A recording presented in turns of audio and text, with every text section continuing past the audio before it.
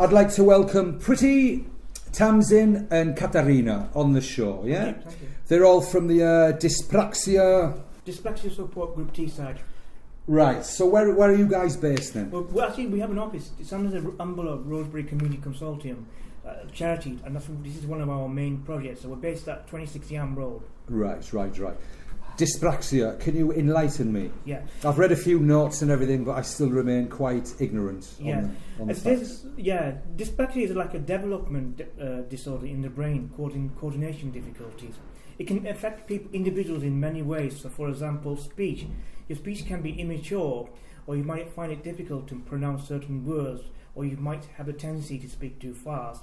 And also the ability to perform physical tasks, daily tasks, on a day-to-day basis, like brushing your teeth, things like that, carrying objects. So they're a bit clumsy with it. It used to be called clumsy child syndrome a long time ago. And also posture, particularly it's a big problem in contact sports. Right. Say when you're holding a bat, you don't hold it straight. And when you're holding a tennis, you don't hold it straight. Your coordination's weak. You're struggling to hit the ball. That's another problem. And it also can manufacture in social situations. Because social isolation is one of the problems of dyspraxia, where young people affected by dyspraxia find it difficult to fit in and everything. They get a bit socially isolated because they find it hard to relate to other people and everything. So is it only you get it as a child, yeah? You get it as a child. It can be. It's early. It's better. The earlier it's diagnosed, the better. Right. And then you can work with it. You can work with it. I mean, is it curable? It's not curable. It's a long time condition. You just have to work hard to overcome it and everything. Right, and all these different aspects of it, Pretty. Yeah. You know, the verbal ones, the physical ones, and all that. Can you get sometimes can you get like one part of it, or do you always have them all? Is it always like the physical? You can get all different types of symptoms. Because dyspraxia can range from mild to severe. 3% of the UK population have severe dyspraxia, but you get mild one, or you can get mild cases. So mild cases, they still have the symptoms, but severe have other cases as well. So it can, like for example, when they're going up the stairs, they might fall down, or there's one example where they forgot to put their clothes on. So it can get serious. They would just forget to put their clothes on, right? No, come on. Don't forget to literally forget to put clothes on. Yeah, but I've done that a few times and just walked out into the street. No, what I mean as an adult. Not literally put the clothes on. What I mean, just forget to do things. And forget to do. Put things properly on. Things that we would kind of maybe take for granted. Yeah. No. Yeah. It's quite the term's changed, hasn't it? Dyspraxia. It's quite a new term, no? No, it's been... How long has it been called that? For a long time. Like I said, it used to be called clumsy child syndrome before. Right. And it can be kind of connected with... Because James, one of our colleagues at the radio, he says, hello James, he's got a little bit of it. Some people mistake it for ADH and things like that. Or is that just my... What dyspraxia is completely different. It can conflict with other things. Because people who have dyspraxia can get symptoms of other things like dyslexia and ADS. But it's not to do with that. It's it's out there on its own. It's often associated with other things. It's considered to be like a cousin of dyslexia. Right, that's what a cousin of dyslexia. Yeah, but rather than having trouble with spelling, it's coordination and speech. And are we finding out more people have it now than before, or is that? If that's the case, is that because more people are doing work into it and things like that? Well, what we're hoping to do is raise awareness so that it can be diagnosed better. But exactly, yeah. And as Pretty was saying, it's best obviously to diagnose it as young as possible, yeah? Yeah, I mean, people mistake it for clumsiness, and unlike dyslexia, teachers can pick up on that really easily because they can see the spelling and such like, easier, I wouldn't say easy, but with dyspraxia, you know, I can see why it might get misconstrued as ADHD because they're not concentrating on the work because they're finding it difficult to focus, but that's part of it as well, and might be falling off the chair. Sure. But there's things you can buy for it. You can get special seating put on top. They're called it's like a wedge, and that helps them sit better. And, right.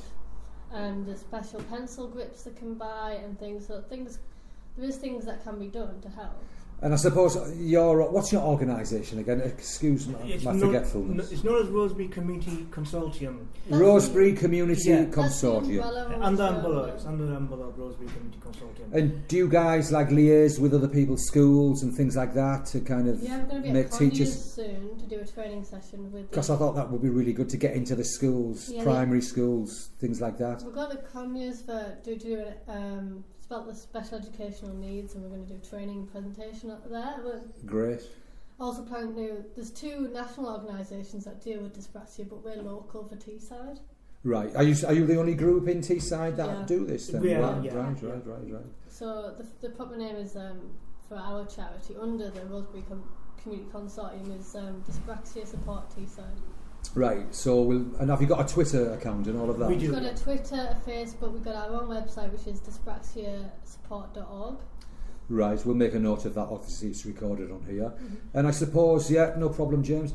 So any of our listeners out there that have any questions, want to ring in on Wednesday when I'm actually putting this live on air about dyspraxia, get in touch with us, email us, anything like that. I mean, so what's the future for you guys? We want to develop the group, raise awareness about it across education establishments and workplaces, because what we found out in a survey, more than 50% do not understand what dyspraxia is.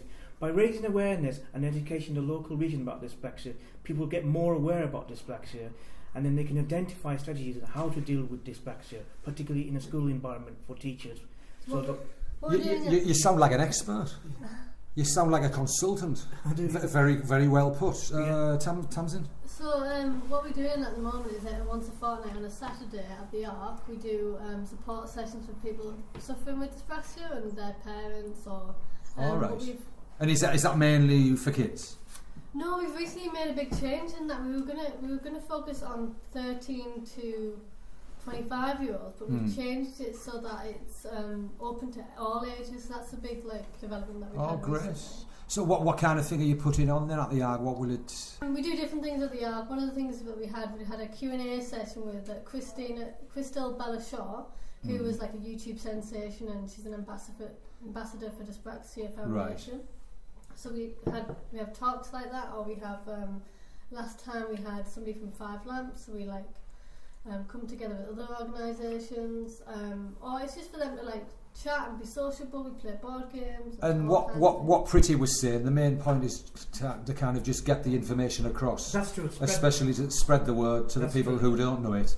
Then there's more people who understand it that can help the people who do have it. And the people who have dyspraxia, the support sessions there, so that they're less in danger of being socially isolated. Exactly, yeah. And I suppose there would be a problem of it not being diagnosed early enough in schools and things like that. That's going to affect the kids, isn't it? It is, yeah. The young people. Yeah. You know. Like I said, the earlier it's diagnosed, the better. Then we can work on areas where they're weak on, and then you can take the necessary steps to address them and give them the appropriate support. So exactly. What needs to be done. And you guys, is it a busy thing? Do you do this all week, or is we do on a fortnight basis. On a fortnight. The sessions themselves on a fortnight, but the rest of the time rest of the time we're just working, liaising with people, and doing a lot of outreaching work and promotion work for the Dyspraxia Support Group, and we also do fundraising events as well. Great. Any of them coming up in the near future? Yeah, we've got one on the 24th, and we're going to have a table at Rockner Park at the... Beautiful park. I hope the day's nice. Yeah, hopefully. Maybe Caterina will be making some lovely homemade Italian food, no, Caterina? I might, actually. Okay, great. I'm doing face painting. Oh, great. You like a bit of that, don't you, Pete? Put me down. Yeah. So when is this? On the 24th, yeah? That'll be a weekend, I presume. Yeah, and we've also got a coffee morning. Yeah, we've got a coffee morning next Sunday, the 26th, I think, of June. Yeah. And where's that then, the coffee morning? It's on Yarm High Street. Right. Yeah, it's going to be £6 for 2 afternoon teas. Is this in a specific cafeteria or something? Or? It's actually done in one of our volunteers' residence, just like a homemade thing. Oh, right. So people know about it anyway?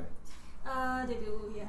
But the big one on Rottner Park on the 24th. What you should do if you want to know about the dates is go on dyspraxia.org. Yeah. And all the events can go on there. So for anybody out there who's listening, want more information, do what Tamsin's just said. Get into, you say it, Tamsin. Dyspraxiasupport.org. and they can get all the information that they will need. Yeah, recent events, there's recent news that comes up, all kinds of stuff on there. It tells you what dyspraxia is. Yeah, I mean, I'm learning everything today because I didn't have a clue what it was. No idea.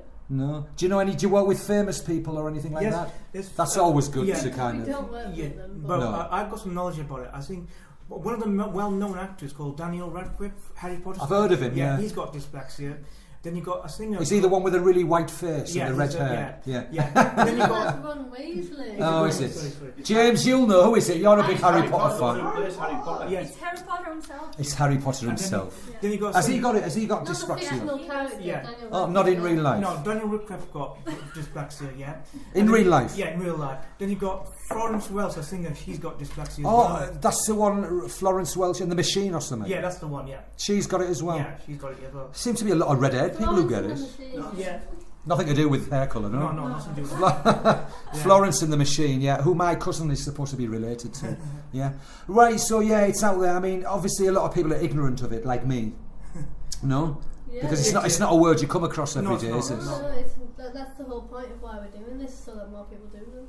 So obviously the most important thing, after all of it, is just get the diagnosis done early, and then all the professionals, you people can all deal with it afterwards. That's early diagnosis. And I think we can end on that. So Pretty, Tamsin and Katerina, it's been an absolute pleasure to have you on the show. I've certainly learnt a lot. Thank you.